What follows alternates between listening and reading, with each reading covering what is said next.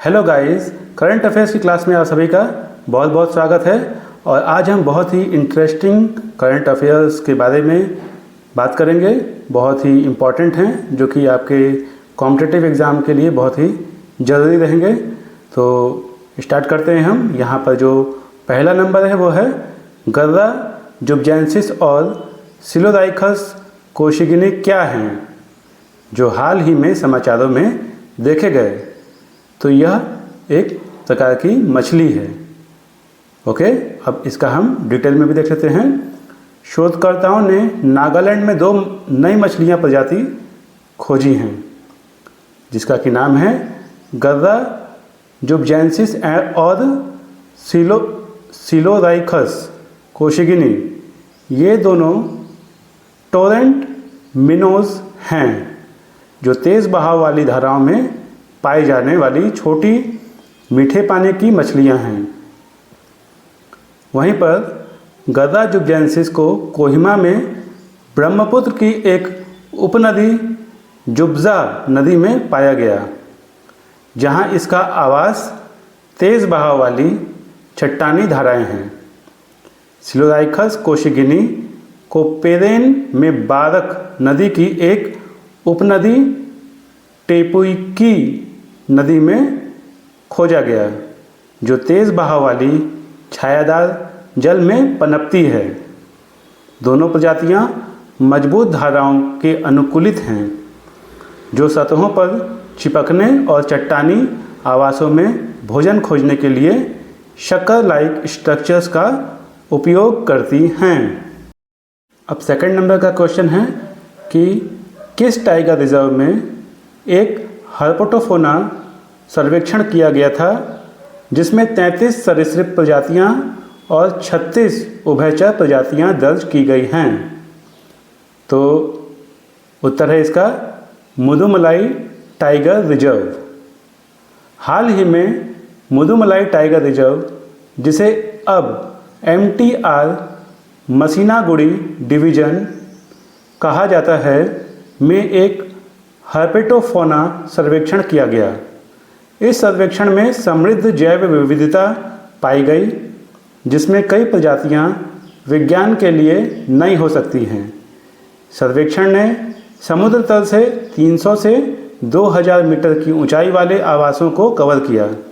इसमें 33 सरीसृप प्रजातियां और 36 उभयचर प्रजातियां पहचानी गई, जिनमें से कई पश्चिमी घाट के लिए स्थानिक हैं। सर्वेक्षण ने 4 संभावित नई प्रजातियों की खोज की: 2 गोकोस, 1 स्किंक और 1 मेंढक, जिन्हें औपचारिक पहचान से पहले और अधिक वर्गीकरणीय और आणविक अध्ययन की आवश्यकता है। गाइस, आप इन सब का स्नैपशॉट लिख सकते हैं और सेल्फ स्टडी भी करिएगा।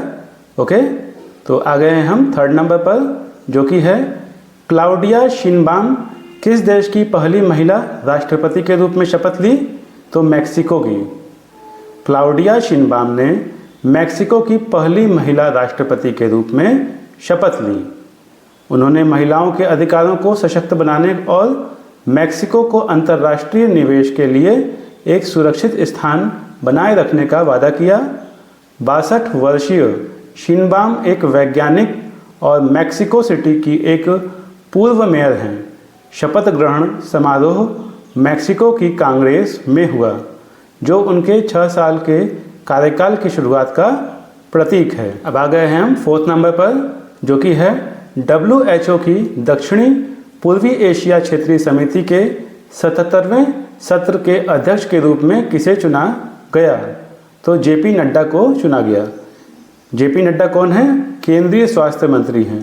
ठीक है, तो केंद्रीय स्वास्थ्य मंत्री JP नड्डा को WHO की दक्षिण पूर्व एशिया क्षेत्रीय समिति के 77वें सत्र का अध्यक्ष चुना गया। यह समिति क्षेत्र में WHO की स्वास्थ्य नीतियों को आकार देती है। 3 दिवसीय सत्र नई दिल्ली में शुरू हुआ और इसमें बांग्लादेश, भारत, इंडोनेशिया, श्रीलंका और अन्य दक्षिण पूर्व एशियाई देशों के स्वास्थ्य मंत्री शामिल हैं।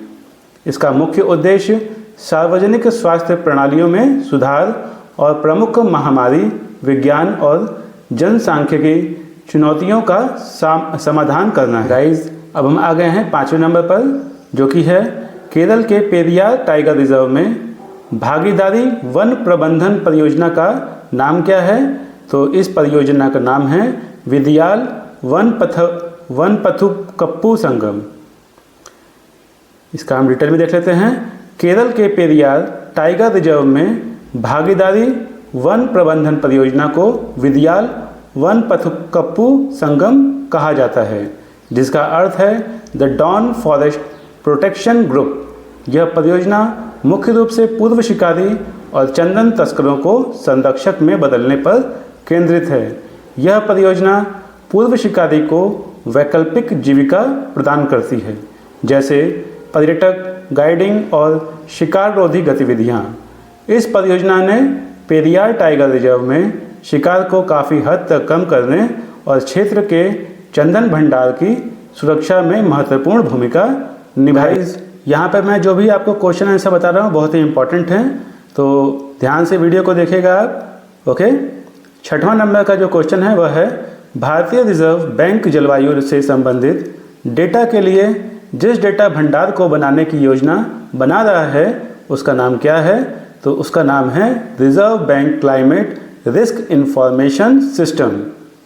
ओके, आरबीआई ने जलवायु से संबंधित डेटा में अंतर को पाटने के लिए reserve bank climate risk information system का प्रस्ताव दिया है।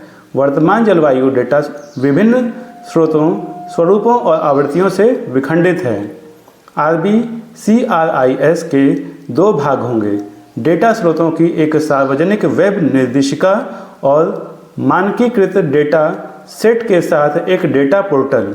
RBCRIS को चरणों में लॉन्च करेगा। पहले निर्देशिका के साथ शुरू होगा, उसके बाद विनियमित संस्थाओं के लिए पोर्टल आएगा। विनियमित संस्थाओं को वित्तीय स्थिरता सुनिश्चित करने के लिए जलवायु जोखिमों का आकलन करना होगा। आरबीआई के मसौदा दिशा निर्देशों के अनुसार जलवायु जोखिमों से संबंधित शासन, रणनीति, जोखिम प्रबंधन और मैट्रिक्स पर खुलासे की आवश्यकता है। अब गाइस, अब हम आ गए हैं 7वें नंबर पे क्वेश्चन पे, जो कि है हाल ही में इंडिया मोबाइल कांग्रेस का 8वां संस्करण किस शहर में आयोजित किया गया? तो यह नई दिल्ली में आयोजित किया गया। प्रधानमंत्री नरेंद्र मोदी ने भारत मंडपम में वर्ल्ड टेलीकम्युनिकेशन स्टैंडर्डाइजेशन असेंबली, जिसको कि WTA 2024 के दौरान 8वीं इंडिया मोबाइल कांग्रेस का उद्घाटन किया। इस कार्यक्रम का आयोजन दूरसंचार विभाग, केंद्रीय संचार मंत्रालय और cellular operator association of India ने किया था। इसके quantum technology, circular economy, 6G, 5G उपयोग, IoT, साइबर सुरक्षा और अन्य क्षेत्रों में भारत के नवाचार को प्रदर्शित किया गया। 120 से अधिक देशों के 400 से अधिक प्रदर्शकों और लगभग 900 स्टार्टअप्स ने भाग लिया। इस कांग्रेस में 900 से अधिक तकनीकी सत्र और 600 से अधिक वक्ताओं के साथ चर्चाएं हुई। इंडिया मोबाइल कांग्रेस एशिया का सबसे बड़ा डिजिटल टेक्नोलॉजी मंच है, जो अत्याधुनिक समाधान और सेवाओं को प्रदर्शित करता है। 8 नंबर है कौन सी कोयला कंपनी 4 अमृत फार्मेसी खोलने वाली पहली कंपनी बनी जो सस्ती और सुलभ स्वास्थ्य सेवा प्रदान करती है? तो वह है south eastern coalfields limited. South eastern coalfields limited, जो कोल इंडिया की सहायक कंपनी है, ने बिलासपुर, छत्तीसगढ़ में भारत की 216वीं अमृत फार्मेसी का उद्घाटन किया। SECL अब 4 अमृत फार्मेसी संचालित करने वाली पहली कोयला कंपनी बन गई है। अमृत फार्मेसी जेनेरिक और जीवन रक्षक ब्रांडेड दवाएं, इम्प्लांट्स और सर्जिकल उपभोग्य वस्तुएं रियायती दरों पर उपलब्ध कराती हैं। 2015 में स्वास्थ्य और परिवार कल्याण मंत्रालय द्वारा शुरू की गई अमृत सार्वभौमिक स्वास्थ्य सेवा लक्ष्यों का समर्थन करती है और आयुष्मान भारत जैसी योजनाओं के साथ मिलकर सस्ती स्वास्थ्य सेवा की पहुंच सुनिश्चित करती है। गाइस, ये 9th नंबर का भी बहुत बेहद ही इंपॉर्टेंट है, तो आप इसका स्नैपशॉट ले लीजिएगा। ओके, तो 9th नंबर है एम्प्लॉयज़ डिपॉजिट लिंक्ड इंश्योरेंस, जिसको कि EDLI योजना का संचालन किस संगठन द्वारा किया जाता है? तो यह कर्मचारी भविष्य निधि संगठन EPFO के द्वारा किया जाता है।